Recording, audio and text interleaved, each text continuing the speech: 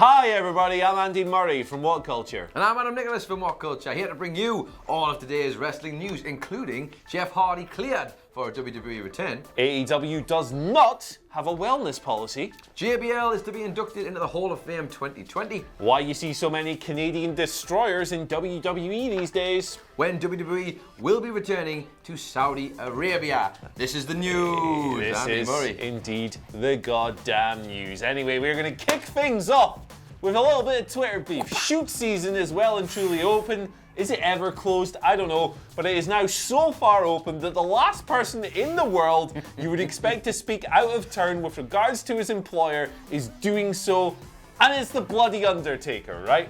So yesterday, WWE published a gallery.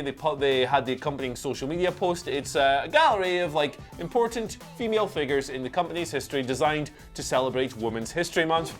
The cover image has Becky Lynch, Becky Two Belts holding both pieces of gold. It's got AJ Lee, Chyna, all these, tenured people who've done great things in WWE are on there.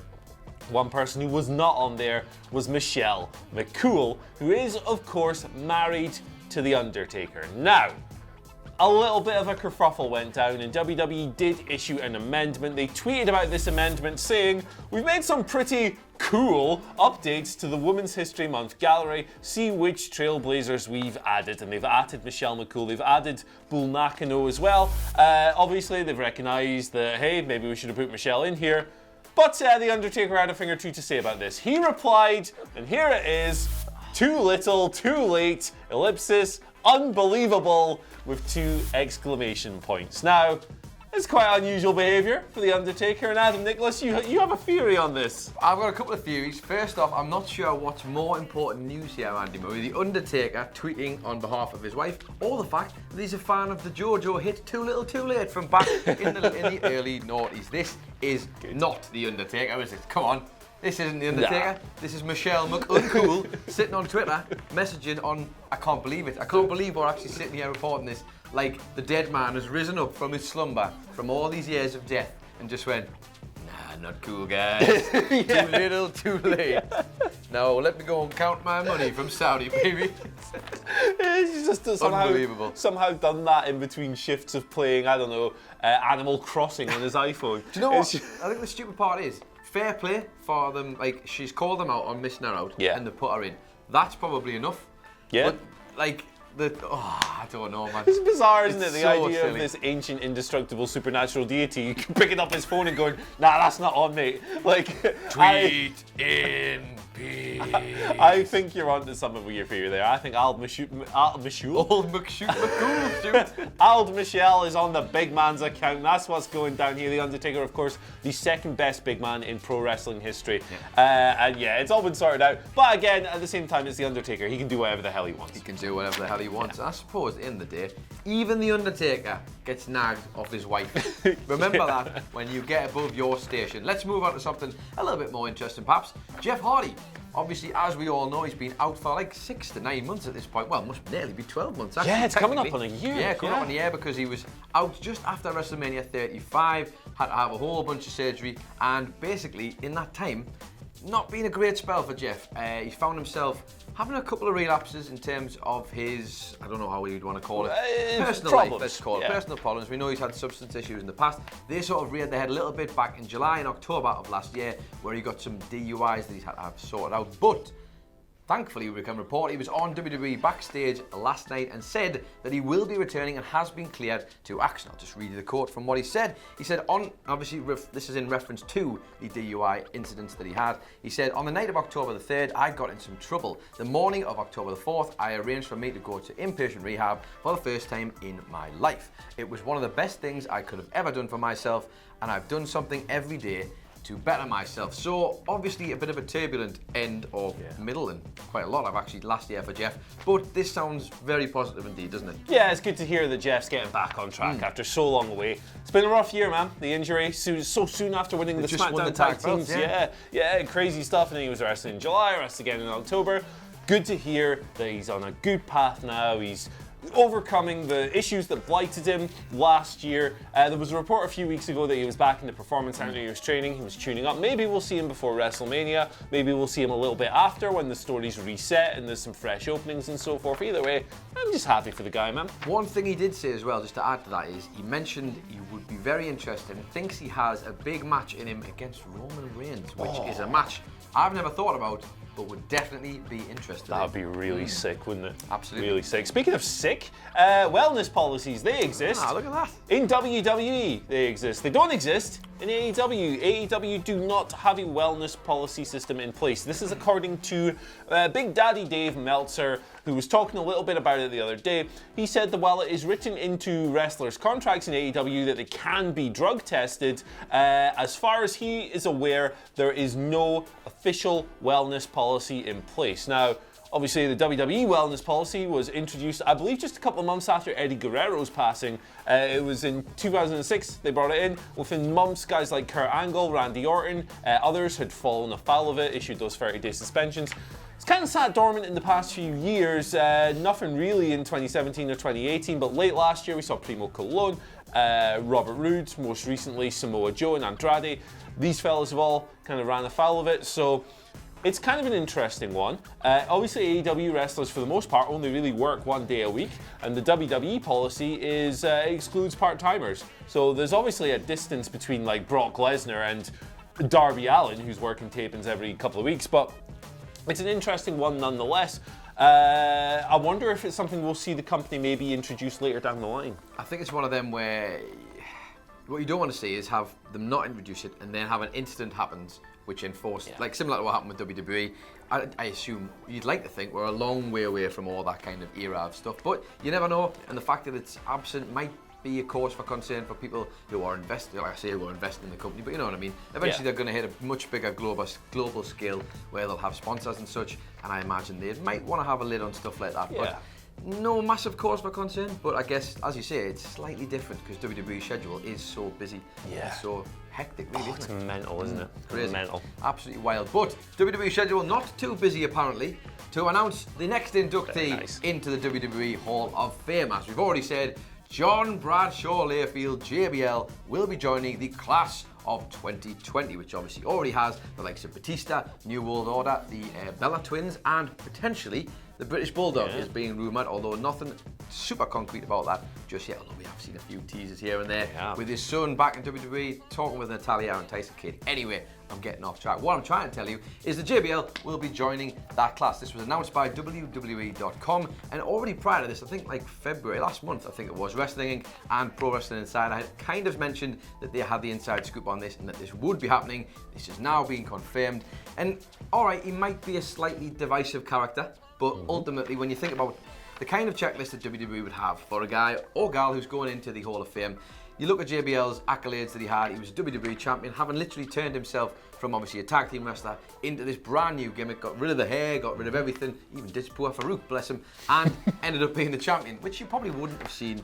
And he was obviously a tag champ. He's then moved on to the commentary, and also now he does a lot of charitable work. So when it comes to ticking boxes, this guy pretty much fits the bill, doesn't he? Yeah, he's pretty much straight down the line, surefire WWE Hall of Famer. Vince loves him as well. That obviously helps as well. I often think that, like, man, debates about this kind of stuff are a bit silly because it's kind of like a gimmick Hall of Fame, right? Is Vince into you? Okay, you're in and stuff. It's more just for the event, isn't it? Yeah. Not necessarily the. I mean, there are some people who probably want the accolade, but it's more about the event. Yeah, it's a great night for the wrestlers. It's a great honor for the wrestlers. But as fans, as outsiders, like, you know, good. I guess it's good, right? Because he is a former world champion. They're gonna have every former world champion in there at some point, except maybe like CM Punk. But you never know. JBL official. We're also expecting. We've heard guys like Jushin Thunder Liger, which would be pretty cool. I did saw that was getting floated around. That'd be pretty sick.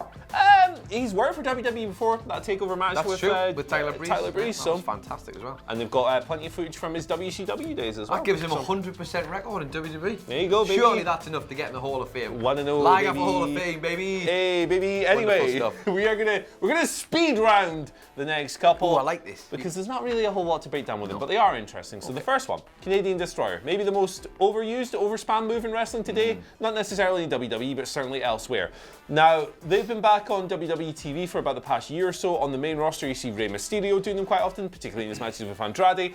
Despite being technically a pile driver, Vince McMahon is okay with them because according to Brian Alvarez on Wrestling Observer Radio, Vince was backstage at an NXT takeover once. He saw someone do this cool flippy-dippy-doo-dah pile driver, and he said, hey, why aren't we doing more of these on the main roster?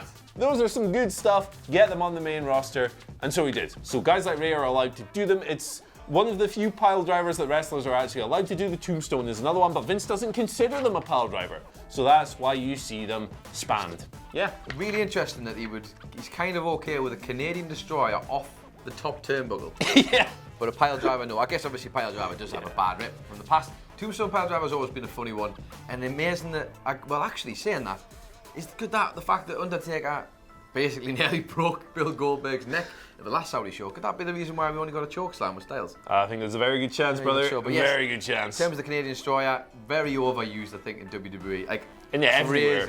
Everywhere. I think AEW had 3 of them in the first 3 matches at Revolution. Yes, that's true. Yeah, actually. I was on the Canadian destroyer count for the first 3. Actually, it's Petey Williams. I know we said speed round, but hey, whatever. I know, come on. Petey Williams, the guy who innovated the move, actually tweeted last month saying, hey guys, I'm really sorry. I never wanted it to be a transitional move. Fantastic stuff. Yeah. Use it more sparingly. Exactly. Yes, sorry. Speed round, that's my bad. Let's move on. No, it's my bad, Let's really. move on to the last news story we have for you. Nothing super exciting. Just when WWE were planning to be next in Saudi Arabia. Now, obviously, we just come off the back of a Super Showdown show, which saw a lot of things happen. I'm not going to get into them because that will completely derail me with hilarity. However, there was a few rumours suggesting it might have been August 20th this year as a potential date. We also saw a few rumours that suggested on that show we might have got Sting versus Undertaker as a weird little thing. However, that all seems like it's a little bit too close to SummerSlam, only 3 days away from what the initial date for SummerSlam would be, and not to mention the fact it could be around about 120 degrees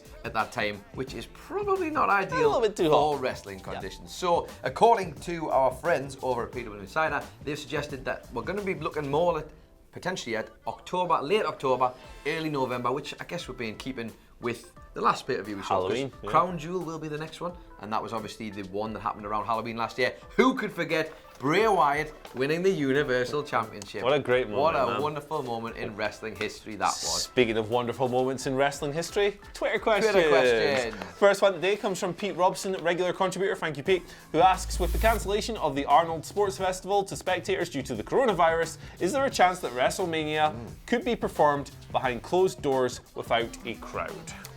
I don't know if they'll do it without a crowd, because I still think that would, if there is a risk, then that would obviously put the wrestlers at risk, surely, by being in the vicinity. I think the bigger cancellations are all the stuff with New Japan, so that's worrying as well. Across the board, if they're going to do it, might set a precedent. I would hate to see it, but ultimately they might have to take it. It might be out of their hands. Yes, Stephanie spoke a little bit about this the other day actually, and said, you know, like we're monitoring this, and if we need to do stuff, we will do stuff. I think the idea of WrestleMania in an empty arena sounds absolutely hilarious. However, it does sound. It would be great. It'd be very weird to see, and it would go down historically as being really unique, I guess. Yeah, it would. I think it'd be fun. A realistic option.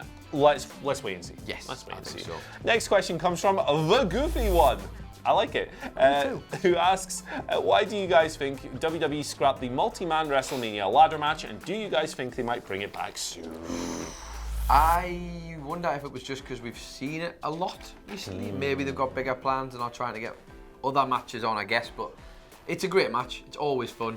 And I don't know. Maybe if they take it away for a little while, it'll be even better when it comes back. Yeah. Positivity, Andy Murray. Yeah, absolutely. I think we'll see it come back this year, man. I think it was Wilborn yesterday who said, let's do the United States title match. Let's do Andrade, Angel Garza, Humberto Carrillo, and Rey Mysterio with a ladder.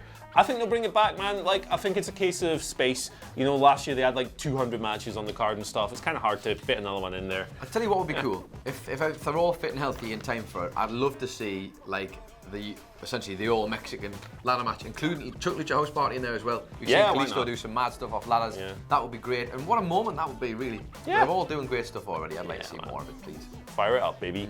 Last question comes from Kyle Collier, who says, hello! Easy question for you boys. Who do you think / wants to be Jon Moxley's first feud as world champion? That is interesting. I am fascinated to see what would a big feud between maybe like him and Darby Allin I know we've already seen them have a match, but that was a great match. I'd like to see more of that, please. Yes, please. Oh my God, yes, please. Andy Murray, what about you? Yeah, Darby Allin's a good shout. They've actually got a tag match on Dynamite this week. Allen and Moxley versus Guevara and Jericho, so something could spill from that. I mean, looking at like the big heels who won at the pay-per-view this weekend, you're kind of looking at it and going, man, it's maybe MJF because he scored the big win over Cody and stuff, but then do you really want to have MJF lose in a title program? You could have Cody cost him the belt, of course, but that kind of goes against what Tony Khan promised the AEW product would be. So, tough situation. I think Pac is a good option. He's probably a shout. Tangled with Moxley in the past, obviously. Great fun match against Orange Cassidy. Not that beating Orange Cassidy should qualify you for a world title match, but he's a great heel, he's a great wrestler. They could do something with him. Curious to know what you guys think on that, actually. Let us know down in the comment section. Give us all your answers.